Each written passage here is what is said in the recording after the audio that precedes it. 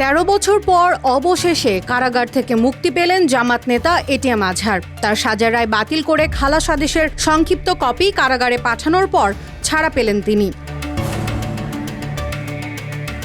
২৮ মে সকাল ৯:২৫ দিকে পিজি হাসপাতালের প্রিজন সেল থেকে তিনি বের হয়ে আসেন। এ সময় হাসপাতালের ফটকে অপেক্ষমান নেতাকর্মীরা তাকে ফুলের মালা দিয়ে বরণ করে নেন।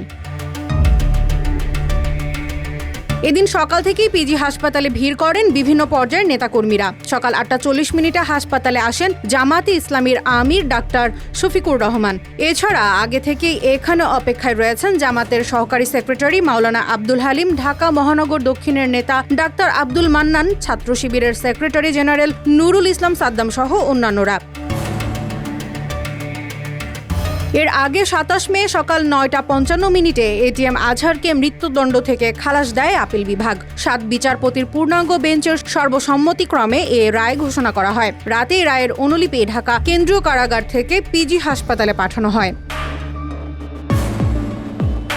এদিকে মুক্তি পাওয়ার পর শাহবাগ মোড়ে এটিএম আজহারকে সংবর্ধনা দিচ্ছে জামাত ইসলাম।